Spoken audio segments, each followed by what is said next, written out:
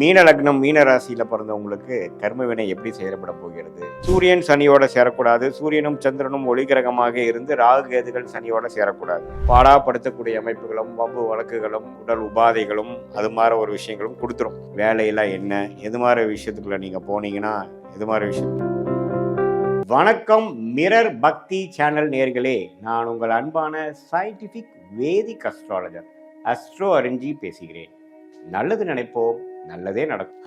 இந்த வீடியோவில் நம்ம என்ன பார்க்க போறோம்னா, மீன லக்னம் மீன ராசியில பிறந்தவங்களுக்கு கர்ம வினை எப்படி செயல்பட போகிறது, எது மாதிரி கிரக காம்பினேஷன்ஸ்ல எது மாதிரி பலன்கள் நம்ம எதிர்பார்க்கலாம், எது மாதிரி விஷயங்கள் நம்மளுடைய வாழ்க்கையில வெற்றிக்கு வழிவகுக்கக்கூடிய அமைப்புகள் இருக்கு, எது நமக்கு தவிர்க்க வேண்டிய அமைப்பாக இருக்கு, சாதகமான கிரக அமைப்புகள் என்னங்கிறத சயின்டிபிக் வேதிக் அஸ்ட்ராலஜி முறையில எதையும் மிகைப்படுத்தாமல் உள்ளது உள்ளவாறு பரிகாரங்கள் மூட நம்பிக்கைகள்லாம் போகாமல் ஒரு கிரகம் ஒரு மாதிரி இருந்தால் அந்த சயின்டிஃபிக்காக என்ன மாதிரி தாக்கத்தை கொடுக்குறார், அது மூலமாக நம்ம என்ன தெரிஞ்சுக்க போகிறோம், நம்மளுடைய பிராப்தங்களை பற்றி தோஷங்களை பற்றி, அது மூலமாக வாழ்க்கையில் ப்ராக்டிக்கலாக நம்ம எப்படி அதை உபயோகப்படுத்தி நம்ம வாழ்க்கையில் வெற்றி பெற முடியும் அப்படிங்கிறத நம்ம மிகைப்படுத்தாமல் துல்லியமாக பார்க்க போகிறோம். இப்போ பாருங்க, மீன லக்னம் மீனராசிக்காரர்களுக்கு அதிபதியே குரு வருகிறார். யோகமான கிரகம் செவ்வாய் வருகிறார். அதுக்கு அடுத்தபடியாக சந்திரன் வரார். ஸோ இந்த 3 கிரகம் ரொம்ப முக்கியம். குரு, செவ்வாய், சந்திரன். இந்த 3 கிரகமும் பார்த்தீங்கன்னா ஓரளவுக்கு ஒளி பொருந்திய கிரகமாக ஸ்தான பலம் திக்பலம் திருப்பலத்தோடு இருக்கும் பொழுது நல்ல ஒரு கர்மாவை கொடுக்கக்கூடிய அமைப்பு. அது சந்திர திசை 25-30 வயசுலேருந்து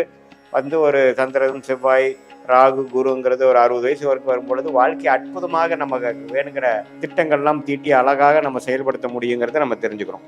ஆனால் செவ்வாய் குரு திசைக்கு அப்புறம் வரக்கூடிய சனி புதன் கேது சுக்கிரன்கிற அவயோக பெல்ட் வரும்பொழுது ஜாதகர் கஷ்டப்படுவாங்க அப்படிங்கிறத நம்ம தெரிஞ்சுக்கணும். சரி, இதில் எது மாதிரியான அமைப்பு இப்போ சந்திரன் குரு செவ்வாய் ஓரளவுக்கு பாதிக்கப்படாமல் கிரக அமைப்பு காம்பினேஷன் பார்த்தீங்கன்னா ராகுவோட சேராமல் சனியோட சேராமல் கேதுவோட சேர்ந்து ஒரு பௌர்ணமி சந்திரனாக இருந்து குரு பார்வை பெற்று இது மாதிரி திருட் பலம் என்று சொல்லப்படுகிற ஒளியோடு இருக்கும் பொழுது அற்புதமான பலன்களை கொடுப்பார் அப்படிங்கிறத தெரிஞ்சுக்கிறோம். சூரியன் சனியோட சேரக்கூடாது. சூரியனும் சந்திரனும் ஒளி கிரகமாக இருந்து ராகு கேதுகள் சனியோட சேரக்கூடாது.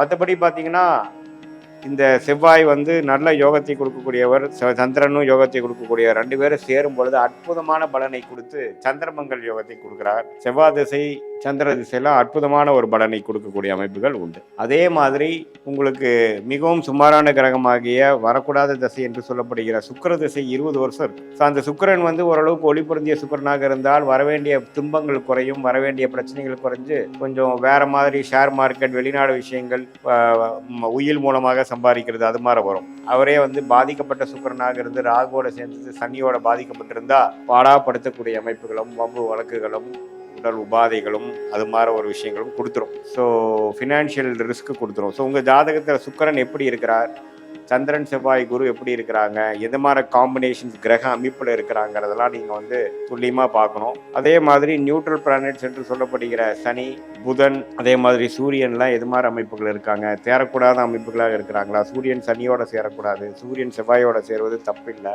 சூரியன் ராகுவோட சேரக்கூடாது, கேதுவோட சேரக்கூடாது, அதே மாதிரி புதன் செவ்வாயோட சேருவது மிகவும் தவறு. எது மாதிரி காம்பினேஷன்ஸ் இருக்கிறாங்க அப்படிங்கிறத பொறுத்து தான் உங்களுடைய கர்ம வினை போன ஜென்மத்தில் நீங்கள் செய்த பாவ புண்ணியங்களுக்கு தகுந்த மாதிரி கர்ம புண்ணியம் இந்த வாழ்க்கையில உங்களுக்கு செயல்பட போகிறது அப்படிங்கிறத நம்ம தெரிஞ்சுக்க போறோம். ஸோ இந்த அமைப்புல பாத்தீங்கன்னா இது பொதுவான பலனை தவிர உங்களுடைய ஜென்ம ஜாதகத்துல பிறந்த தேதி பிறந்த நேரம் பிறந்த உரை வைத்து வரக்கூடிய ஜாதகத்துல நீங்க எது மாதிரி ஒரு அமைப்புல பிறந்திருக்கீங்க, உங்க மீன லக்னம் மீன ராசிக்கு அதிபதி குரு எப்படி இருக்கிறார், யாரோட சேர்ந்திருக்கிறார், செவ்வாய் சந்திரனோட சேர்ந்திருந்தா அருமை, செவ்வாயோட சேர்ந்திருக்கும் பொழுது குரு செவ்வாயும் அருமையான ஒரு நண்பர்களாக இருக்கிறதுனால ஜாதகரே யோகாதிபதியாக டேலண்டடான அவர் இருப்பார். குருச்சந்திர யோகத்தில் இருக்கிறதும் நல்லது. சனி பார்வை பெறாமல் ராகுவோட சேராமல் இருக்கிறது ரொம்ப நல்லது. அதே மாதிரி சுக்கிரன் எப்படி இருக்கிறார், சந்திரன் செவ்வாய் எப்படி இருக்கிறார், மற்ற கிரகங்கள்லாம் எது மாதிரி அமைப்புகள் இருக்கிறார் பொறுத்து தான் உங்களுடைய வாழ்க்கையில விஷயங்கள் வரப்போகுது. நீங்கள் எந்த கர்மாக்காக பிறந்திருக்கீங்க, what is your life calling, உங்கள் பிறவி பயன் என்ன அப்படிங்கிறதெல்லாம் நம்ம தெரிஞ்சுக்கலாம்.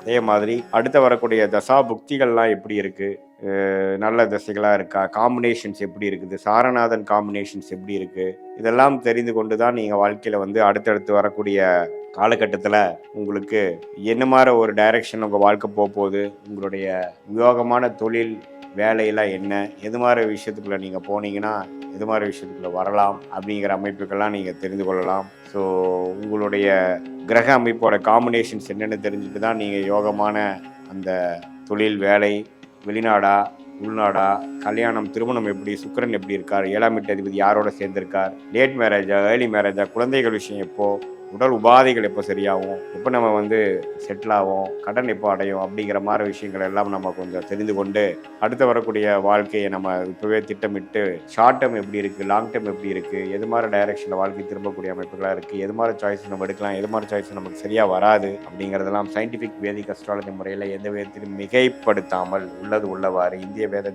ஜோதிடம் அடிப்படையிலான ஒளி தத்துவத்தை எப்படி செயல்படுகிறதை பார்த்து கொண்டு நன்றாக நம்ம வாழ்க்கையில் ஒரு முடிவுகளும் எடுத்து தேவையற்ற சமய விரயங்கள், தேவையற்ற பொருள் விரயங்கள்லாம் தவிர்த்து எதிர்நீச்சல் போடாமல் நம்மளுடைய ஒரு முடிவுகளும் கரெக்டான சரியான நேரத்தில் நம்ம எடுக்கிறோமா, எப்படி ஒரு கூகுள் மேப் ஒரு டிராவலருக்கு உதவுதோ அடுத்து வரக்கூடிய டிராஃபிக் எப்படி இருக்குது, எவ்வளோ டைம் ஆகுது, எந்த டைமில் நம்ம லெஃப்ட் எடுக்கணும், எந்த டைமில் நம்ம நேராக போகணும், எந்த டைமில் ஸ்லோவாக போகணும் அப்படிங்கிற அந்த பிளானிங்க்கு உதவக்கூடிய அந்த கூகுள் மேப்போட வாழ்க்கைக்கு தேவையான முடிவுகளை எடுப்பதற்காக சயின்டிஃபிக் வேதிக் அஸ்ட்ராலஜி ஒரு கூகுள் மேப் போல் செயல்பட்டு நம்மளுடைய வாழ்க்கை பாதை என்ன, நம்மளுடைய ஹர்டில்ஸ் என்ன, அடுத்து வரக்கூடிய எஸ்கவ் எப்போ வருது, யூடர்ன் எப்போ வருது, எப்போ நம்ம பொறுமையாக போகணும், எப்போ நம்ம வேகமாக போகணும், எந்த நேரத்தில் திருமணம் செய்யணும், எந்த நேரத்தில் செய்யக்கூடாது, இது எல்லாமே வாழ்க்கையில் ஒன்றொன்றும் பார்த்தீங்கன்னா நம்மளுடைய ஜாதக இருக்கக்கூடிய கிரக அமைப்புகள் எப்படி இருக்குங்கிறத பொறுத்து, எந்த டிகிரியில் எவ்வளோ ஒன்று சேர்ந்துருக்காங்கிறத பொறுத்து அது யோகமான ஒரு சேர்க்கையா அவயோக சேர்க்கையாங்கிறதெல்லாம் நம்ம ஸ்டடி பண்ணி